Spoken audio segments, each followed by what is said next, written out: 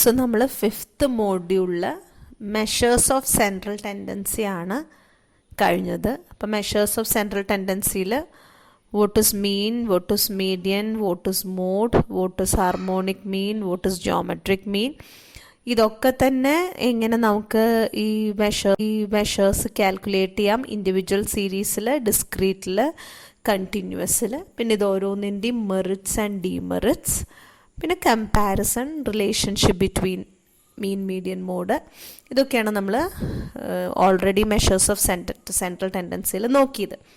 So ഇതേ മോഡ്യൂളിലുള്ള next പാർട്ടാണ് മെഷേഴ്സ് ഓഫ് ഡിസ്പേർഷൻ അല്ലെങ്കിൽ വേരിയബിലിറ്റി എന്ന് പറയുന്നത്. സോ ഡിസ്പേർഷൻ എന്ന് പറഞ്ഞാൽ it refers to variability in the size of items. ഒരു എൻറ്റയർ സീരീസിലുള്ള ഐറ്റംസ് അതിൻ്റെ വേരിയേഷൻ എത്രയാണ്, തമ്മിലുള്ള വ്യത്യാസം, ഡിഫർ ബിറ്റ്വീൻ ഈച്ച് അതർ അല്ലെങ്കിൽ ഫ്രം ദർ ആവറേജ്, തമ്മിലുള്ള വ്യത്യാസമോ അല്ലെങ്കിൽ ആവറേജിൽ നിന്ന് ഇൻഡിവിജ്വൽ വാല്യൂസ് എത്ര വേരി ചെയ്യുന്നു, ആ ഒരു മെഷർ നമ്മൾ മെഷേഴ്സ് ഓഫ് ഡിസ്പേർഷൻ അല്ലെങ്കിൽ വേരിയബിലിറ്റി എന്ന് പറയാം. Okay, measures of dispersion are of two types. You have absolute measures and relative measures. രണ്ടെണ്ണമാണ്, absolute and relative. സോ അതിൽ ആദ്യത്തേതാണ് absolute measure. Absolute measure of dispersion are expressed in the same unit in which data are collected. അപ്പോൾ data collect ചെയ്യുന്ന അതേ യൂണിറ്റിൽ express ചെയ്യാൻ പറ്റുന്ന ഒരു അബ്സ്ട്രാക്റ്റ് ആയിട്ടുള്ള മെഷർ ഓഫ് ഡിസ്പേർഷനെയാണ് നമ്മൾ അബ്സല്യൂട്ട് മെഷർ എന്ന് പറയാം. സോ അബ്സല്യൂട്ട് മെഷറിൽ you have range, quartile deviation, mean deviation, standard deviation. So measures of dispersion are of two types, absolute and relative. Those measure of dispersion which is expressed in the same units as in which the data is expressed. Data കിലോഗ്രാമിലാണെങ്കിൽ measure of dispersion in kilogram ആണ്, in minutes ആണെങ്കിൽ ഇതും അതെ, hours ആണെങ്കിൽ അങ്ങനെ same മെഷറിൽ data ഏതിലാണോ measure ചെയ്യുന്നത് അതേ യൂണിറ്റിൽ തന്നെ മെഷർ ചെയ്യാൻ പാകത്തിനുള്ള ഒരു മെഷർ ഓഫ് ഡിസ്പേർഷൻ ആണ് നമുക്ക് അബ്സല്യൂട്ട് മെഷർ എന്ന് പറയുന്നത്. അതിൽ വരുന്നതാണ് range, quartile deviation, mean deviation and standard deviation. Next type is relative measure. Relative measure of dispersion is the ratio of a measure of dispersion to an appropriate average from which deviations are measured. അതായത് relative measure എന്ന് പറഞ്ഞാൽ ഒരു ratio ആണ്.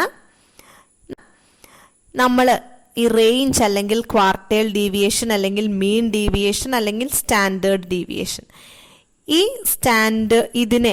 ഇതാണ് measure of dispersion.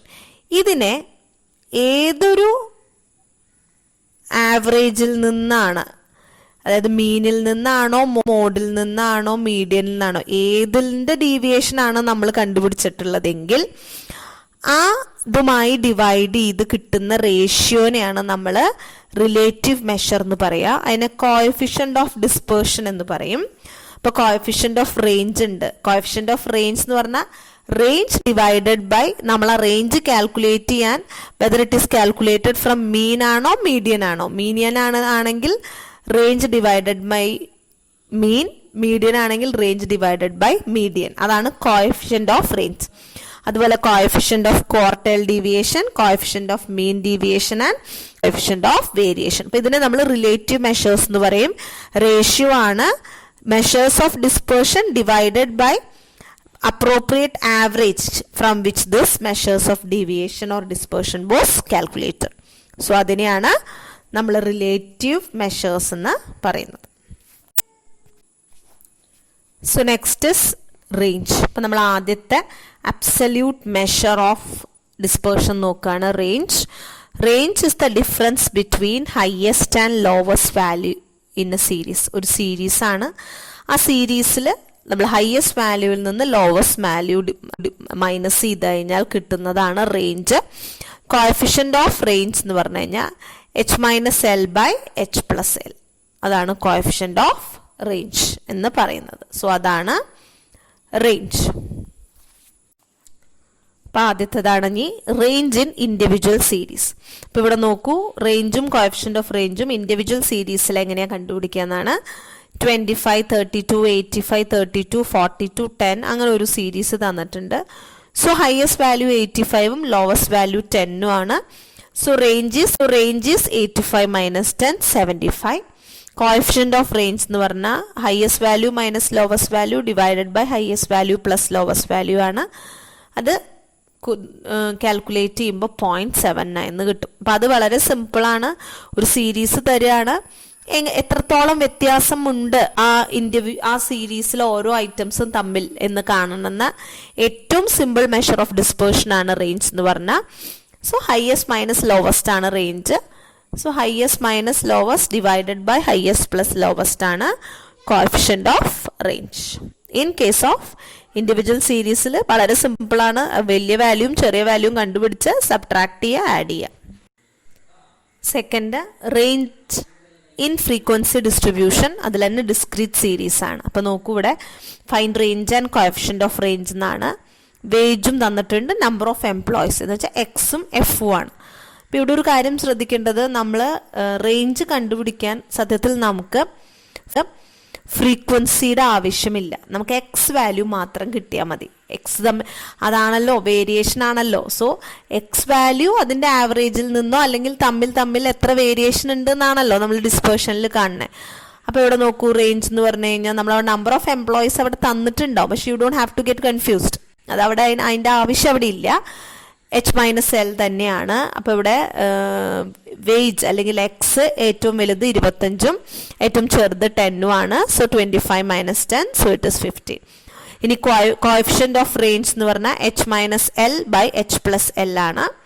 So you will get a value 0.6. അപ്പോൾ അത് മനസ്സിലായില്ലേ? അതാണ് range in case of discrete series. ഇനി next range in frequency distribution continuous സീരീസിലാണ്. ഇപ്പോൾ ഇവിടെ നോക്കൂ, find out range and coefficient of range of the following. ഇവിടെ നോക്കൂ, 10 to 20, 20 to 30 അങ്ങനെ ഒരു ക്ലാസ് ആണ്. അപ്പോൾ ഇവിടെ ആ എക്സിൻ്റെ വാല്യൂൻ്റെ വേരിയേഷൻ തന്നെയാണ് നമുക്ക് കാണേണ്ടത്.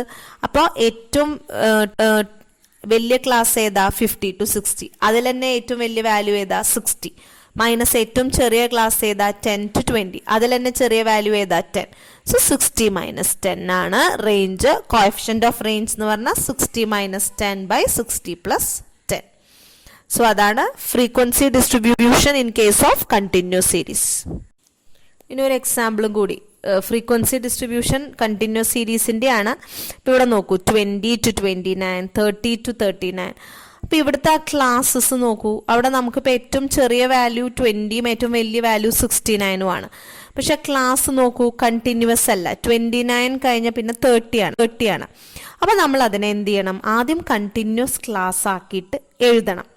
20 to 30, 30 to 40 അങ്ങനെ കണ്ടിന്യൂസ് ക്ലാസ് ആക്കി എഴുതിയിട്ട് നമ്മൾ അതിൻ്റെ റേഞ്ച് കണ്ടുപിടിക്കണം. h minus L 70. അപ്പോൾ ഇവിടെ എങ്ങനെ വരും? 20 to 30, 30 to 40, 40 to 50, 50 to 60, 60 to 70 ആണ് നമ്മൾ h മൈനസ് എൽ. അപ്പോൾ ഇവിടെ 70 മൈനസ് 20 കോഎഫിഷ്യൻ്റ് അതുപോലെ തന്നെ h minus L plus h plus L കണ്ടുപിടിച്ചാൽ അപ്പോൾ അതത്രയേ ഉള്ളൂ റേഞ്ചിൽ. ഓക്കെ, അപ്പോൾ ഇൻഡിവിജ്വൽ എങ്ങനെ, ഡിസ്ക്രീറ്റ് എങ്ങനെ, കണ്ടിന്യൂസ് എങ്ങനെ, അതൊന്നും ആണ് റേഞ്ചിൻ്റെ കേസിൽ നമ്മൾ നോക്കിയത്.